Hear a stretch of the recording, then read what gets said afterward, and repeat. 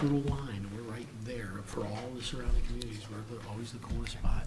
All right, you guys ready? Yep. Yep. Whenever you are, All sir. right. All right, good evening. I'd like to call this meeting to order. It's 6 PM on Monday, December 5th, the Planning and Zoning Commission in DeKalb, Illinois. Clerk, please call the roll. Becker, Here? O'Flaherty, Here.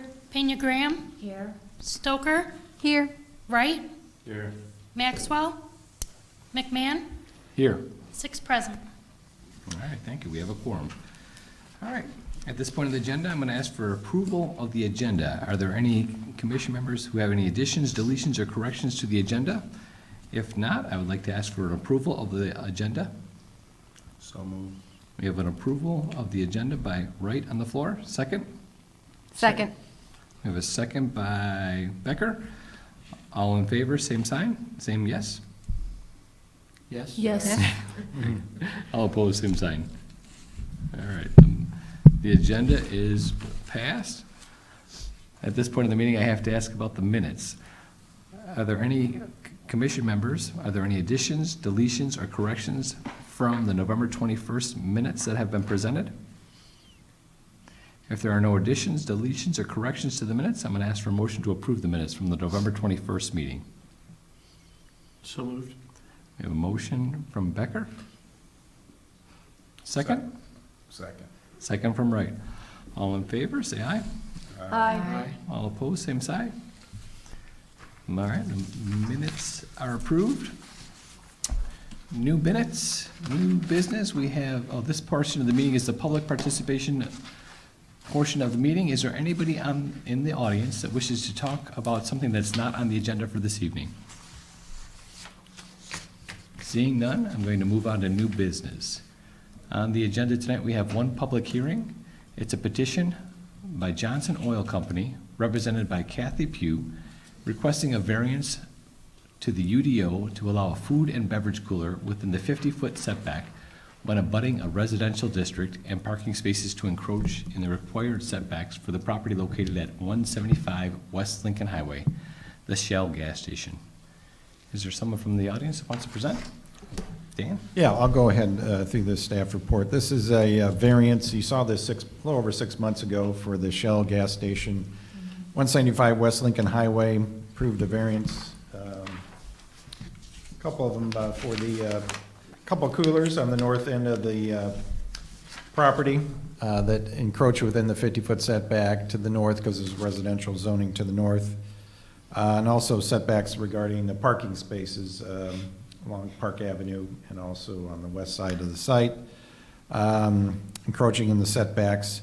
Our UDO requires that if you get a variance approved, you have 6 months to pull a permit from our building department. And the owner did not do that. I guess there were some issues with the contractor had some health issues. They had trouble finding an architect for the project. So 6 months passed, they reapplied. And the proposal is the same. There are actually a few changes. They reduce the number of coolers from 1 to 2. The smallest cooler actually was removed, so it's only the largest cooler that's still within the setback at the same distance. So there's a fewer encroachments into the setback. In the parking spaces, they, on the north side, they actually had them extend the fence, or the screening fence, due to the commercial residential zoning differences. Had to screen that. We asked them to extend it one more parking space towards Park Avenue to allow better screening to meet the ordinance. There's still room for the anybody exiting here on the north with the residential to the north. They still have opportunity for visibility. It's a one-way actually going north on Park Avenue. So those were the two little changes since the last time you saw it. But they meet all the other requirements, meet their criteria. We didn't have any public input, written input on the project. Keith Pugh is here from the ownership if there's any questions for Keith regarding for Johnson Oil. But we recommend approval. There's a sample motion that is prepared in the report. Thanks, Dan. All right. Is there anybody from the public wishing to speak on this item? If there are, please come to the podium and state your name and address before you speak. Okay. Seeing none, I'm going to close the public portion public hearing portion of this meeting, and I'm going to open it up to the commission for discussion. Does anybody have any questions for Dan or Mr. Pugh? No, that seems like the same that we approved 6 months ago. Yes. Essentially. And are there plans, do you have a contractor lined up, so you think you'll get the project done in the next 6 months? Yes, our contractor, his health has improved. He's back working again, which we're glad to have him back. And we've got our architect lined up and we're ready to go. All right, Great. thank you. Have you already started? I'm sorry, I'm kind of hard of hearing, so, Has anything been started on the project yet? no. We've just, some preliminary things inside, took off some boards to see where load-bearing walls were and stuff, but other than that, no. Very good. All right, thank you, Mr. Pugh. Is there any discussion among the commission for this item? And if there's not, does anybody want to make a motion for this item? I don't have it in front of me. Oh, I will then. I Okay. will. Go ahead. Based on the submitted petition, testimony presented and findings of fact, I move that the Planning and Zoning Commission approve a variance of Article 5.0.04 of the Unified Development Ordinance, UDO, to allow a beverage and food cooler to encroach within the 50-foot building setback from the rear lot line when abutting a residential district, and from Article 12.036 of the UDO to allow parking spaces to encroach within the required setbacks in the front, side, and rear yards for the property located at 175 West Lincoln Highway as shown on the site plan dated 11/16/22, labeled as Exhibit A. Thank you. We have a motion on the floor from Pena Graham. Is there a second? I second. We have a second from O'Flaherty. Any discussion before we call the vote? Clerk, can you call the roll? Becker, Yes? O'Flaherty, Yes. Pena Graham, Yes. Stoker, Yes. Wright, Yes. McMahon. Yes. Motion passes. All right. Good luck with that. Thank you. All right. The next item on the agenda tonight is, back to it here. We have a platification for a portion of East Locust Street and North 8th Street, the city of DeKalb. Is there a presentation for this? Yeah, I have a report in your packet. Don't see many of these. This is a platification. I'm going to have Zach Gill, our city engineer, speak on this one. But it relates to a Naring Electrical Works. The city council approved a redevelopment agreement with that company in October regarding the vacation of East Locust from North 7th Street to North 10th Street, and also a portion of 8th Street from Lincoln Highway to Locust Street. And Zach Gill was involved very heavily in the background with our city manager, Nicholas, along with the Naring Electrical Works. So he's just kind of a background of why we're seeing this, and a little bit on the history of leading to the approval or request for a platification in this case. Okay. Thanks, Ann. We'll start there. Having a legacy business in town is something that we are very proud of and like to tackle whatever challenges that can present. If you're familiar with Naring Electric there on the south side of the Union Pacific Main Line between 10th and 7th Street. I don't know if anyone's ever utilized that very regularly or often, but they have some very significant demands for onloading and offloading of traffic, truck circulation, things of that nature. Where it's at, obviously we're probably talking almost 90 years ago this was set up. There's not really room for them to expand outward, right? Everything else has already basically been cannibalized. I think they own about 3/4 of the block anyways. So looking at the public use of the roadway and their use was no longer really compatible. Locust Street became unreliable, for the general motoring public to use when there'd be offloading things or truck staging, but wanting to encourage them to continue to grow, which my understanding is they are, and stay busy, we kind of went the inverse, right? Instead of them going out and getting more, which wasn't available, we would recede that public demand from the street. And that alleviates us of certain obligations we would have had of traffic enforcement. I mean, how often do you want us to write a ticket to a semi just trying to do his job to keep a business going? As well as some of the liabilities, right, of people operating forklifts on a public street. There's a liability on both ends there, things of that nature. So we came up with what is, I don't want to say an unusual solution, but again, like I said, kind of the inverse solution. We said maybe this is more appropriate as an industrial yard and loading area, and we want to protect the public from venturing down this and giving them exclusive use of that. So again, they own, let me see if I can get this right with the pointer, except for, I believe, those few lots which you would recognize as American Marketing there. The They next have- slide, Zach, has a kind has a of better- aerial, shows it There you a go, little okay, better, yeah. thank you. Again, so the red area here is owned by American Marketing. They do have a single access point where you see the lighter shade of blue there. That is how they access this northern parking lot. Everything else you see is owned by Nearing Electrical. So you can see they pretty much encapsulate the entire public way otherwise.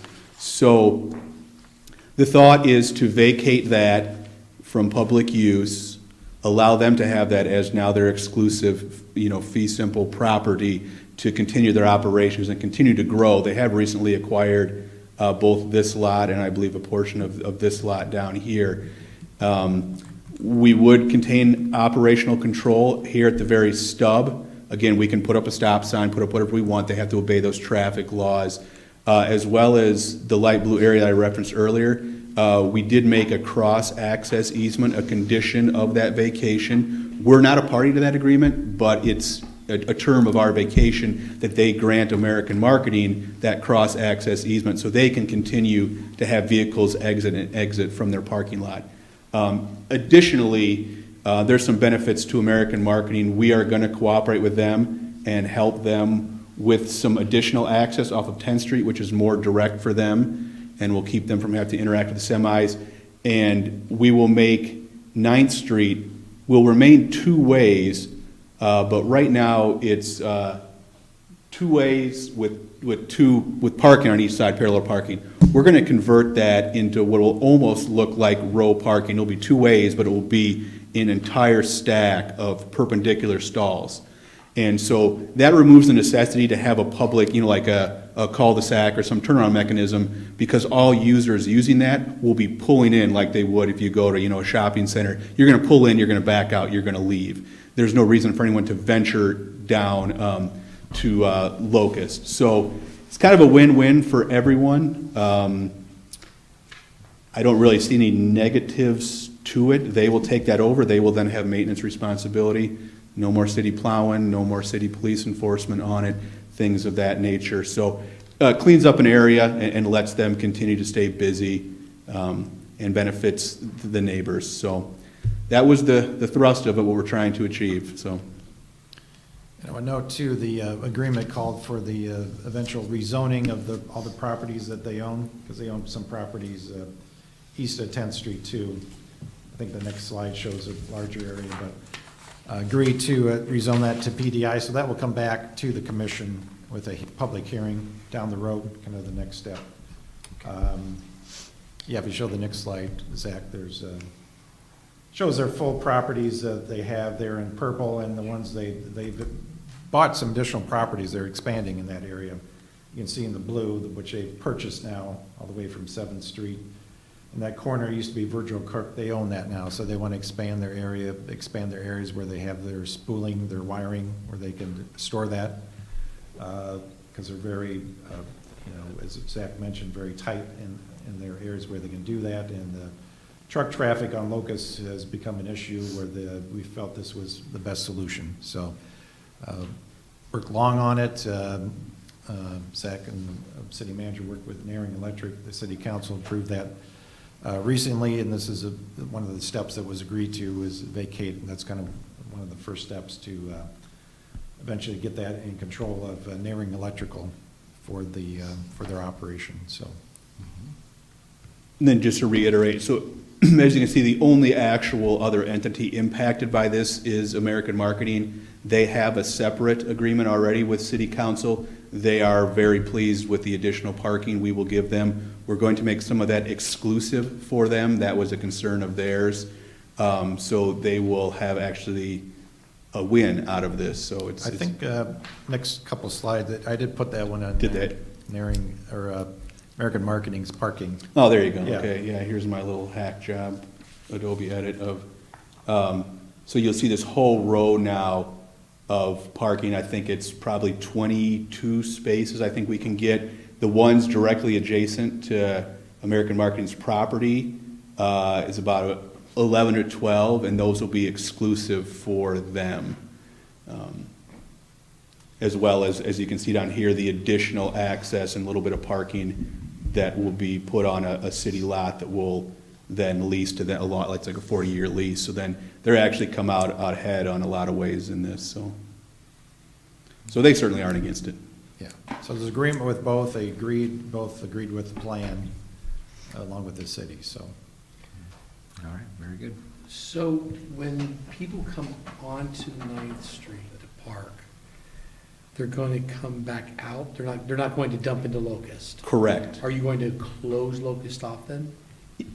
In a way, if you can see, I don't know if there's a way to zoom on this, if you can see real, oops, I'm in the wrong one here.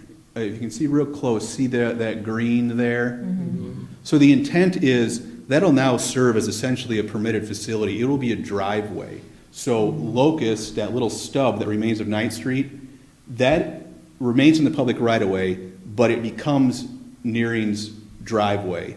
And so geometrically, it'll be designed so that their trucks that are parked at the dock, you can see the large black arrow, those trucks, when done loading, will be able to egress southward and take 9th Street down and exit. But yes, a person coming into park, they will see a barrier curb with that grass terrace if they were to try to continue northbound. So their choices will be to utilize a parking spot and then when they leave to back out and go.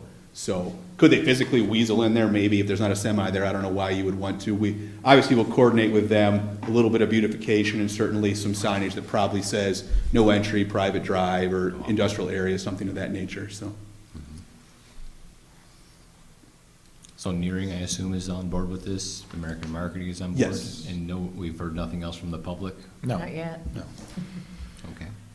not yet, 'cause it's phase 2, right? What about, emergency vehicles? Will they have, I mean, if something were to happen inside the facilities, would they have access to anything too? I mean, they wouldn't be landlocked or blocked or anything, would they? It's the only thing that's going through my head.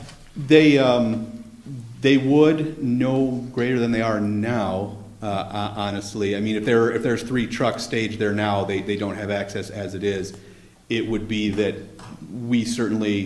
there would be less calls for service because it's not a public ground. So yes, if the building caught fire, we would still have the same response challenges and responsibilities we do now, but we don't need to have police in there, patrolling or ticketing, doing things like that. So. I'm just thinking if somebody had a heart attack inside the building. Yeah, I mean, the The ambulance response would be the same. Yeah, really, there's nothing limiting the access more than there is now. It's essentially Nearing's own internal operations, which probably won't alter from what they are now. Yeah.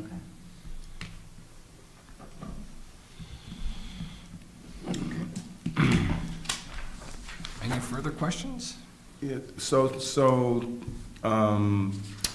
there won't be any, arms coming down, barriers to keep people out or public vehicles out of there? Or just be signage that says, do not enter or?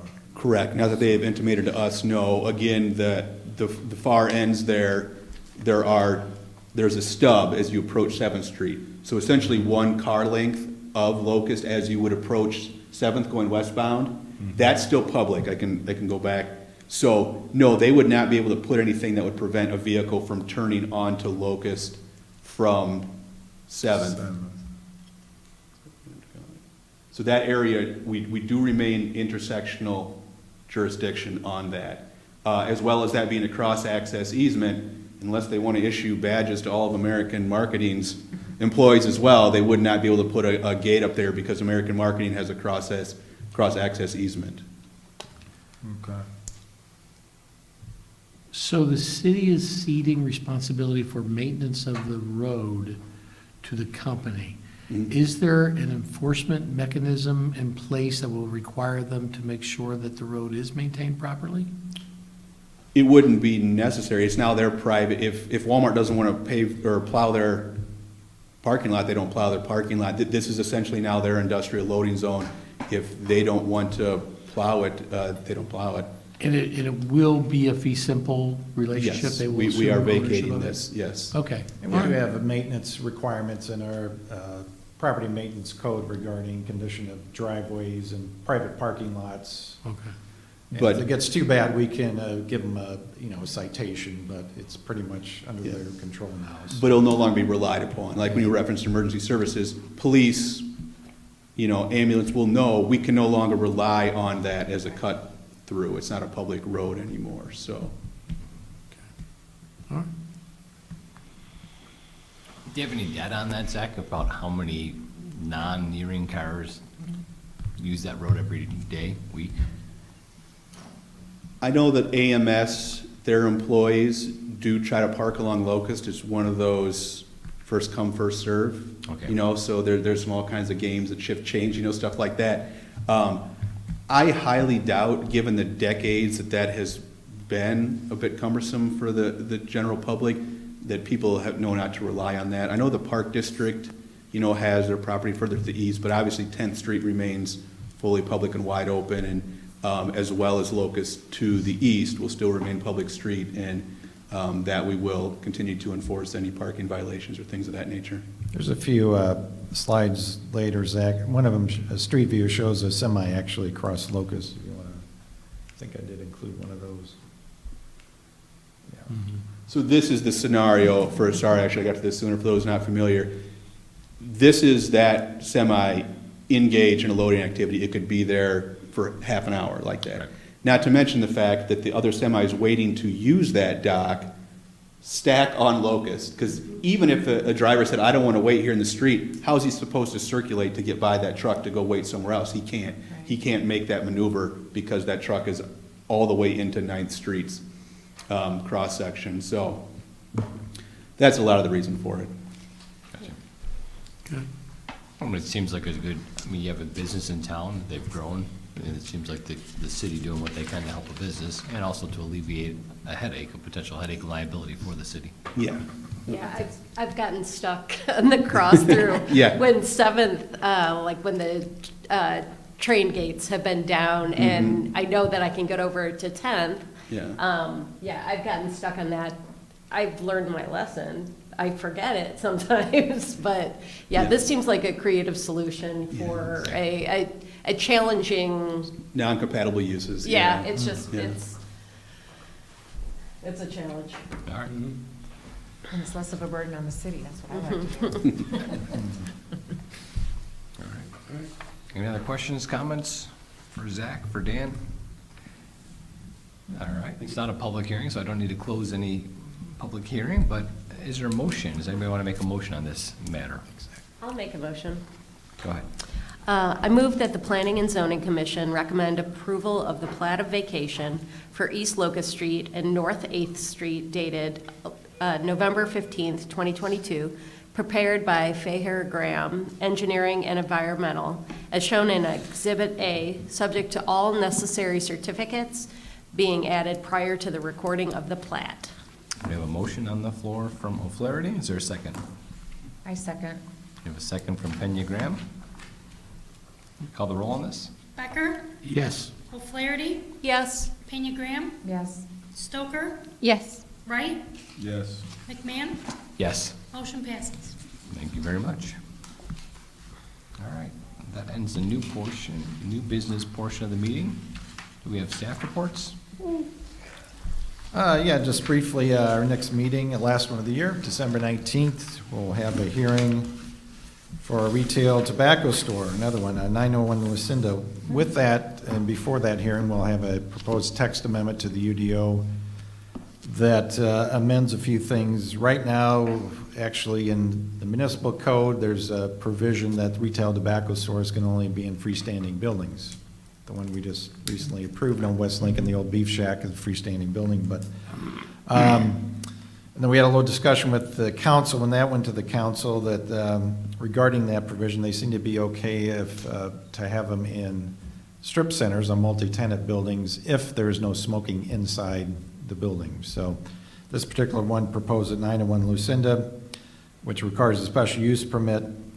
They're not proposing to smoke inside, still need a special use permit, but we got to do that text amendment right before to kind of remove the items from Chapter 64, that's the smoking regulations, to get them all in the UDO, because there's some setbacks to residential and schools, and the schools between the UDO and the Chapter 64, they're different a little bit in terms of the language, the wording regarding schools. So we'll get that all straight away.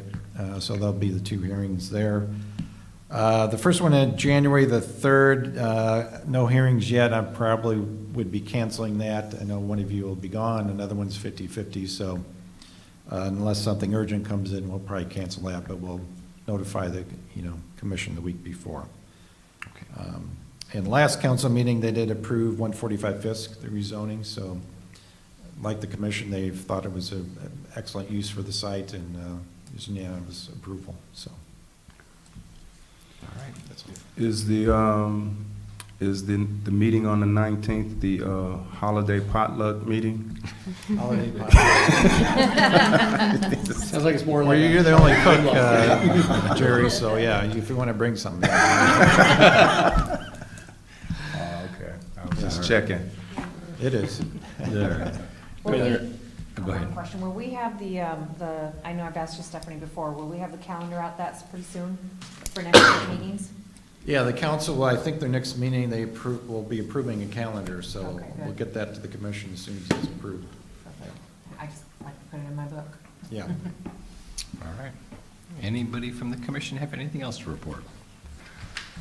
Seeing none, I'll ask for a motion to adjourn. So move. We have a motion from Wright to adjourn. Second? I second. Seconded by Becker. All in favor, say aye. Aye. All opposed, same sign. Well, I keep threatening to keep the meetings open until